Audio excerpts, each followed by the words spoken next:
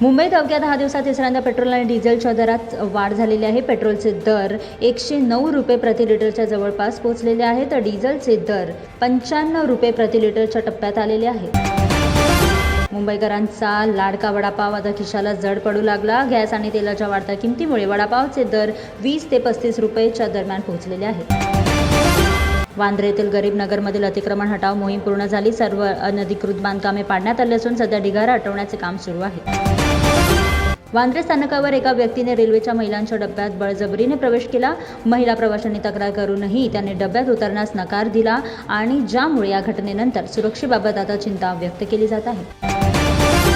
मध्य रेल्वेकडून रविवारी मेगा ब्लॉक पाळण्यात येणार. या कालावधीत अनेक लोकल गाड्या रद्द राहतील. प्रवाशांना प्रवासाला निघण्यापूर्वी वेळापत्रक तपासून घेण्याचा सल्ला देखील देण्यात आला.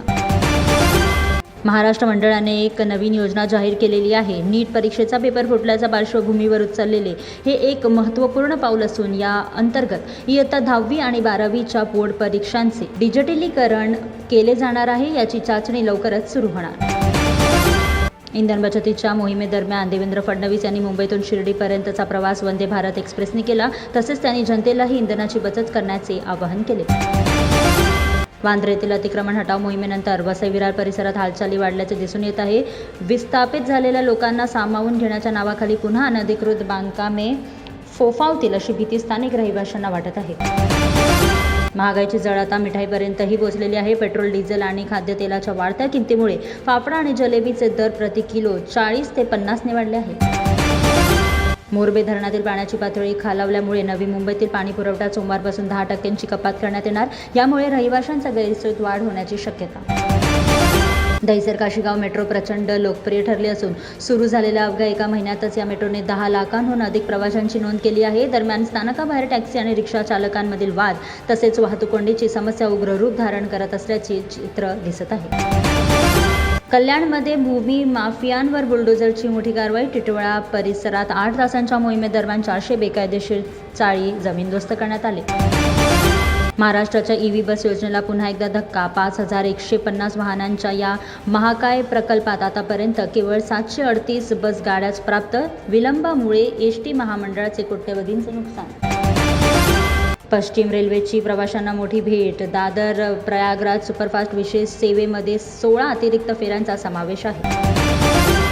महसूल मंत्री चंद्रशेखर बावनकुळे यांचे कडक निर्देश. बकरी ईदच्या काळात जनावरांच्या तस्करीमध्ये सहभागी असलेल्या मोका अंतर्गत कारवाई करण्यात येईल.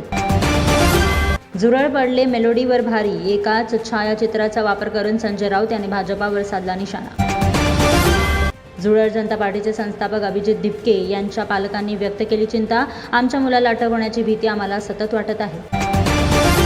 पुण्यात अभियांत्रिकी परीक्षांमध्ये मेटाच्या नवीन AI आधारित चष्म्यांचा वापर करून कॉपी करताना विद्यार्थी रंगेहात पकडले. या प्रकरणाचा तपास अद्यापही सुरू. मुंबईत सोने आणि चांदीच्या दरात चढउतार. 10 ग्रॅम 22 कॅरेट सोन्याचा भाव 1,45,800 वर पोहोचला, तर चांदीचा दर 2,85,000 प्रति किलोवर झाला. पलावा डोंबिवलीमध्ये मोठी शोध मोहीम.